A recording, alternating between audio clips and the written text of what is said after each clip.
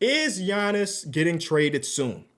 I don't know, but we're going to talk about it. Yesterday, Shams Charania came out with the report that Giannis and his agent have started conversations with the Milwaukee Bucks about Giannis' future and discussing whether his best fit is staying in Milwaukee or going elsewhere, and a resolution is expected in the next coming weeks. Boom. This tweet comes out. It's got 50,000 likes. Everybody in the NBA universe is like, man, what teams could Giannis go to? Yada, yada, yada. But this is not potentially new. You know what I mean? Shams Charania has reported this exact thing for like 8 months now.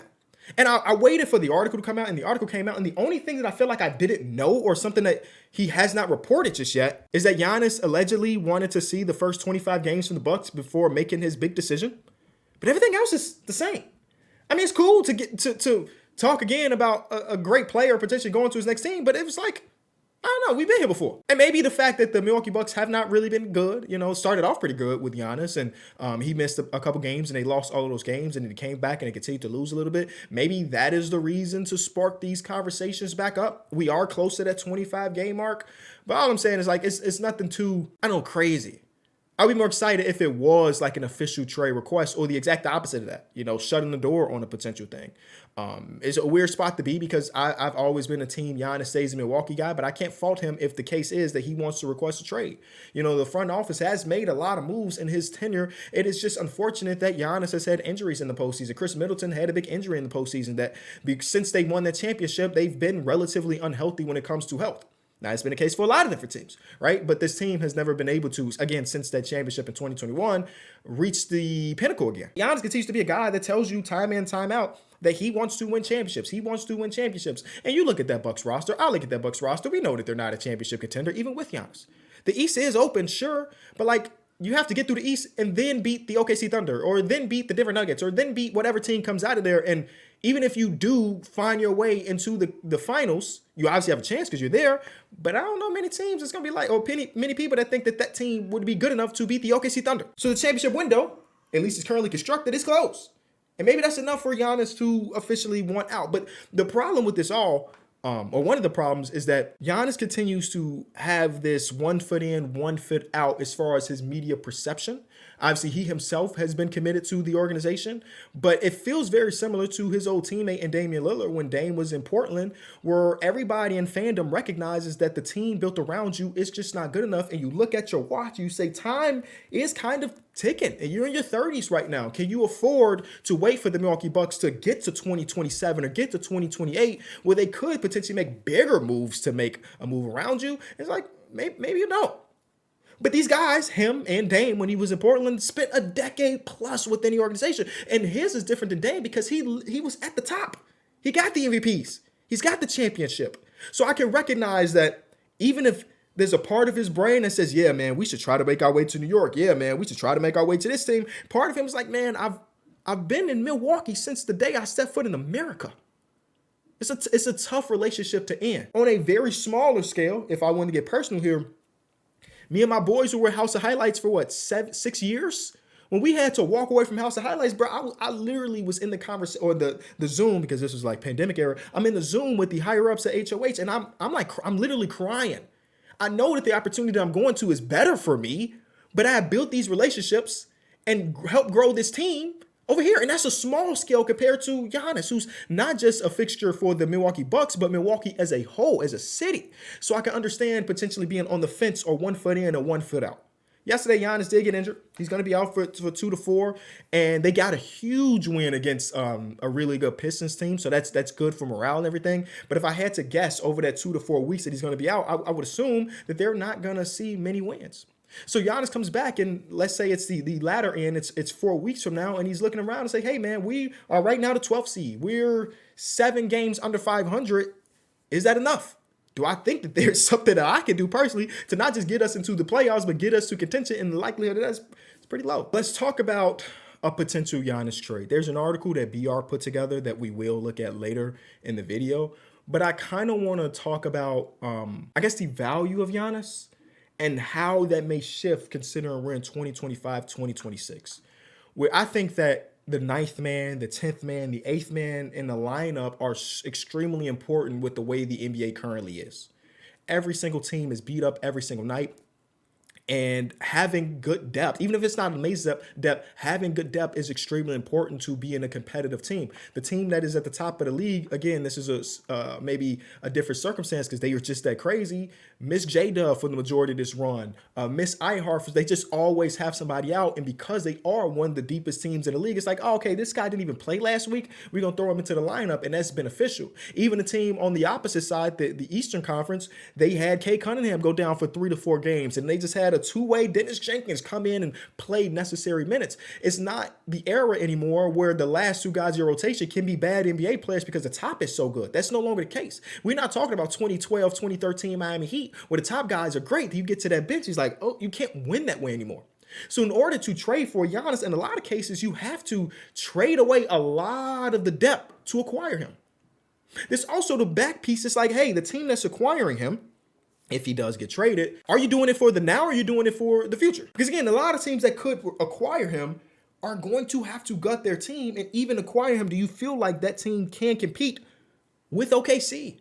I hate to always have to end up this way, but I think that I remember this is when Kevin Durant ends up with the Golden State Warriors. If y'all remember, there was not a ton of big moves happening in that time when KD was there because the rest of the world, the rest of the league recognized if I made a win-now trade, it literally does not matter because that team is almost unstoppable. I say almost because Houston did take them to 7. That team is almost unstoppable. So how about we just wait? Kevin Durant not going to be there forever, and he wasn't. And then eventually you saw teams open up. Boom, the league is open. I'm going to do some stuff. I don't know if we're building towards a dynasty because, again, you have to win more than one for us to really consider you a dynasty. But I could see, again, in the back of the minds of some of these general managers, making a win now move right now can maybe help us win an extra playoff series, but as far as winning the actual championship, it may not be the case. And again, OKC still has to prove to be a dynasty, but that has to be something you think about. So that's why some of my favorite potential Giannis trade opportunities is not a team that feels like they have to give up everything as far as the on-court stuff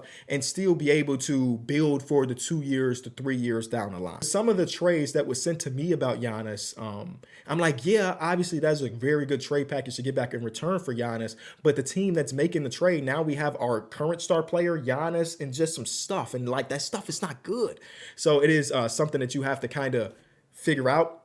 Also wonder that in a hypothetical Giannis trade, I don't know what the Horse team would prioritize. Are they prioritize on-court young talent? Are they prioritize future draft picks? Because there are some teams that could give you a few big contracts and then all of the future first-round picks, and then you don't really care about gutting your team because you just gave them the picks instead. And in the second apron era, you need a bunch of mid-tier to rookie scale deals to have sustainable growth and have sustainable, 5 years of this team currently existing. It just makes it objectively harder to make the superstar trade specifically in season. Now, if we wait into the offseason to make the trade, it's so much easier. I could trade away 4 players to get Giannis because I'm about to hit free agency, and though I'm bringing in that big old contract of $50+ million, I have an opportunity to just go out there and sign to people in free agency for the low, and I can build a team. But patching it together while I'm trading away 4 players right now for Giannis and some change just may not be enough. There are a few teams that make this potential Giannis thing very intriguing because the Bucks don't have their own first-round picks, at least for the next couple years. And some of the teams that do have the Bucks picks could be teams potentially that's in the Giannis sweepstakes. And there was a report, and I remember it was from Shams or somebody adjacent that said, everybody's not going to be in the Giannis sweepstakes. This is not going to be a Kawhi Leonard situation where Kawhi Leonard didn't want to go to Toronto, but I don't care. I want to do what's best for my team, even if it wasn't the best for the team. And we're going to trade you to the highest bidder. It's not going to be like Dame didn't want to go to Milwaukee, right? But they traded him to a team that they felt like they got adequate value for. From this report, Giannis is going to have a list. And if he is traded, we're going to do our best to make sure our GOAT gets to his future team. That closes the door on a lot of the value. Because if that list gets public, hypothetically, Giannis has narrowed it down to 4 different teams. Even though you are trading the best player in the trade, you've lost a ton of the leverage that you would have in it, right? If we know it's 4 teams and 2 of the, let's be real, I don't think Giannis knows about the CBA. I don't think he knows the ins and outs of the second neighbor. Hell, we don't know either. If 2 of those teams literally can't make the deal and it's between us and them, I know our package is going to be better than theirs, so we don't have to give you everything. That's what we're fine. So I want to go through some of these trades that the BR article has put together. I have not even looked at this. It actually just got sent to me like 3 minutes before I hit record. So let's react to these together. Because I think, here's my favorite suitors. The Atlanta Hawks, The Atlanta Hawks have that Pelicans-Milwaukee swap, right? A part of the Derek Queen trade, and that opens up an opportunity for the Milwaukee Bucks to own their own destiny. If I'm not mistaken, there's another team with some of the. I think Portland has some of the Milwaukee Bucks picks. I just don't see the fit there in Portland. I think it's too early for them to try to make that. But maybe it's like I don't know, Portland seems like a team that's trying to compete, I would say. So maybe it's a big old 3-teamer where Portland gets something, we acquire our own picks, we throw Giannis to a third. I don't know. But if I'm the Bucks, I kind of want to hold my own destiny. It's nothing worse than trying to do a rebuild when you don't have your own picks. It just makes it objectively harder. Some teams have been able to do it successfully, but it's a tough place to be. All right, let's see what Andy Bailey cooked up. So there's the report. The first one is to the Lakers. So in this is a team that, in theory, can make a trade. They could make a Giannis trade happen, and just in theory, like the contract stuff. But it is one of those teams that, if I'm thinking about it, would have to gut a lot of their rotation. Now, I mean, Jared Vanderbilt's kind of not playing now that LeBron James is here. Maxey is not. Dalton's not playing. Maxey plays a little bit. Gabe Vincent, like, really? You know what I'm saying? Like, if I'm trading my franchise GOATs, I'm not getting any A tier, B tier, hell, even C tier, hell, even D tier talent back. I just don't think the Bucks would want to do this. It would be crazy if Rob Pelinka could do it again, but I highly doubt it. Rui, VA, it's just not enough. And if you're telling me that I'm getting the 2032 or 2031, but I'm throwing a team with Luka and Giannis on it, those picks are not valuable to me, because both of these guys could single-handedly bring your team to the playoffs. So if one of them goes down in these years, it's not like we're about to get a free lottery pick. It's an awful trade. The only reason this trade exists in this article is because of the Lakers. That's literally it. If this team wasn't Lakers, but instead it said, I don't know, Pelicans on Luka's jersey, no way in hell you would put this on the table. This trade package is trash. Next, we move on to the Atlanta Hawks. So this is the team. Now, the question with the Hawks, before I even see the trade, is there's a few prospects that if you are the Milwaukee Bucks and you're trading away Giannis, you would want. If I'm trading away Giannis to the Hawks, I'm inquiring and wanting Jalen Johnson. The reality is the Atlanta Hawks are probably not trading away Jalen Johnson. The question is, do we feel like Jalen Johnson and Giannis can coexist considering their play styles? But that is a place that I am starting if I am the Milwaukee Bucks. Another team like the San Antonio Spurs, I am starting with Dylan Harper. I don't know if they'd be willing to trade him away as a former number 2 overall pick that already looks pretty good, but I'm starting there, and we'll work our way. So let's see exactly what they're doing. It looks like because Trae Young's in the thumbnail, he is the guy. It's Trae Young, as Reza say. It's that pick that we mentioned earlier for the Derek Queen trade, and then 2 extra picks from 2028 and 2030. So this is one of the rare ones where the Atlanta Hawks are not gutting their team in order to make it happen. Trae Young obviously has not played in quite some time, and they look pretty good without him. It does leaves a huge hole in like their point guard position.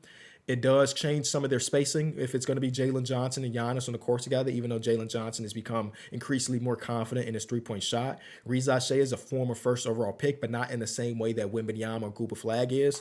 It's interesting, but I don't know. As a 31-year, he's soon to be 32-year-old, I think, this week. I don't know. Maybe I'm just overvaluing Giannis. Is that crazy? Is there such thing as overvaluing Giannis? He's Giannis. He's a top 3 player right now. Top 4. Top 3? Top 4? Where y'all stand with the Giannis ranking?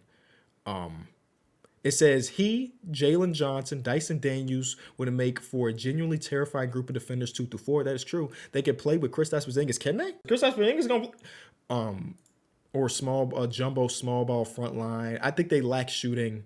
That's a scary team. Don't get me wrong, but they still would have many, many holes in that team. Next, we get to the Knicks, which is, again, what rumored to be his preferred destination.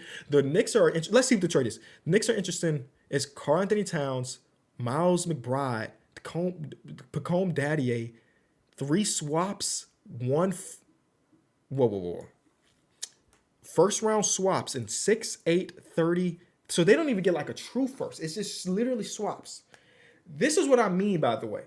If Giannis has a short group that is public, you may not get the full value of Giannis. If Giannis says, trade me to New York and no other place, and you as John Horst is like, all right, he said you want to go to New York, and you don't even think about this might be the type of trade you get. This trade stinks, y'all. This trade stinks. And honestly, I didn't even know they could do this. I thought they were a second apron team. Maybe they're not because of the Jalen Brunson cut. I didn't even know they could package together 3 players. This trade is awful. But again, it's the preferred destination for Giannis, so maybe it's what they have to settle for. I mean, maybe you just try to trade Carlton Towns to another team, but what team wants that contract that makes you feel like you're getting good capital for? I think this trade sets back the Bucks way more than any of the other. Well, I mean, that Lakers trade is pretty bad too. Regardless of you're trading with Giannis, you're setting your franchise back, don't get me wrong.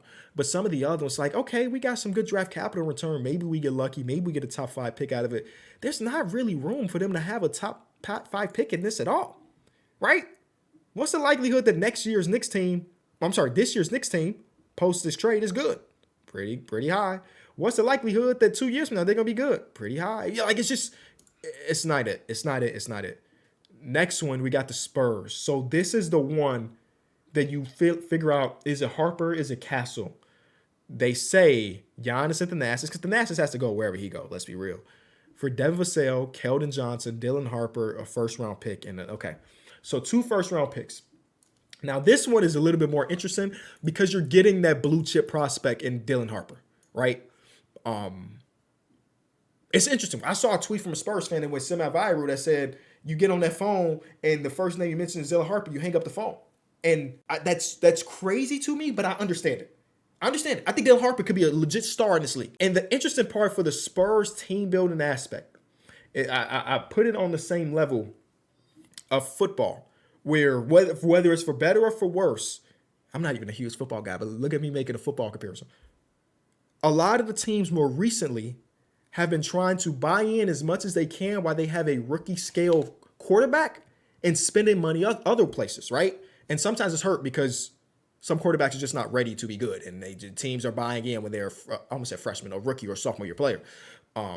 This is a similar version of that. It was like Wemby is still on his rookie scale deal. You ain't even thinking about his extension just yet. So we now bring in 2 max players alongside him and De'Aaron Fox and Giannis and try to compete while Wemby is on his rookie scale. And his rookie scale is different than other rookie scales because his rookie scale, he's still like a top 7 player in the league on rookie scale. So it's interesting because that really makes you feel like you have a chance today. You look at that team and say, hey, it's Fox, it's Castle.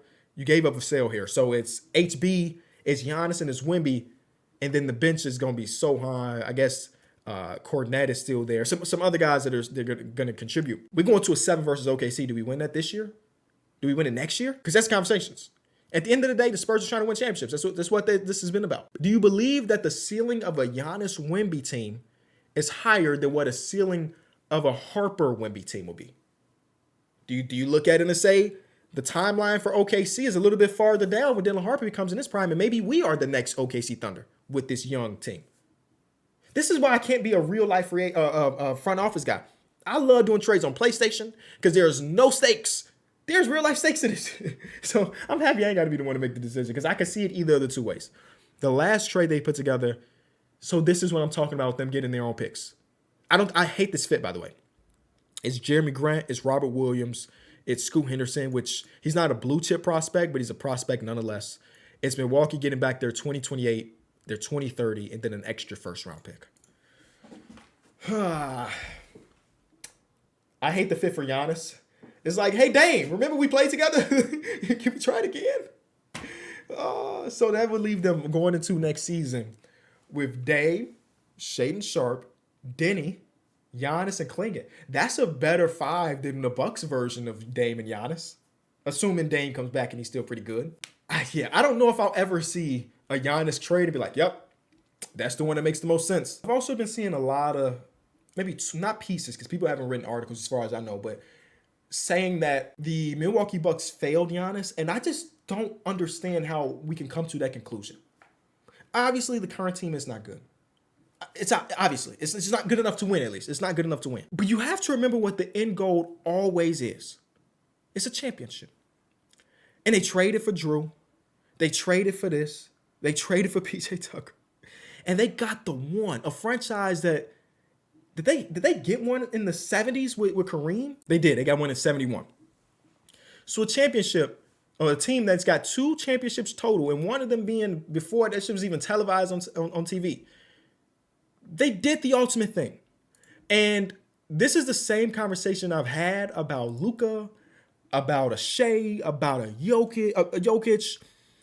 When you have one of the top players in the world in their prime, in my opinion, you have to do everything in your power to construct a great team around them, even if that means that by the end of it, it does not look good. Right? We knew that when they made the trades to build the team to win that championship, we knew that those picks were far down the line. We didn't care because we saw it as an opportunity for Giannis to win, and they did that. It's the same thing with Jokic right now. It's like they traded away a 2030 first round pick. Yes. They have the best player in the world on the team right now. Who gives a damn about what's happening in 2030? We have a chance to win today. In 2030, he may not even be on the team. He may be in the league. It's Jokic. So I don't think they failed. I think, of course, every front office has lost trades, won trades, yada, yada, yada. But I don't know how they would have been able to build a championship level team while also keeping sustainability for the long run. It's just rare. Think about the teams that have won championships over the last couple seasons. OKC has an opportunity to do it because their team was the youngest team to ever win. The Boston Celtics won their championship and then had to flip half of their roster because of the CBA. The Denver Nuggets won their championship and been fighting back to get there, and again just made a big time trade and bringing in Cam Johnson for different various success levels to do the thing to try to get back into that situation. The Golden State Warriors won theirs and then had to flip their roster too. Klay Thompson had to be gone just a year after that. So it's hard to build a sustainably great championship team nowadays. So you get yours and you worry about the next step when you get to the next step. And they tried. They brought in Damian Lillard. It didn't work. Whether it be because of injury or because of the fit or because of the coaching, because of whatever, it didn't work. And then they still trying to please Giannis by flipping Damian Lillard to Miles Turner, which was crazy, but like that's the best they could have done. So I could not get to the point to say that the Milwaukee Bucks have failed Giannis. He has a championship. And before he got that championship, there was conversation about, can a guy like Giannis win? He did. He's one of the greatest players of all time. Anyway, let me know what you think about this whole Giannis trade situation. I'm excited to read the comments because some of those trades are interesting. Some of them are off.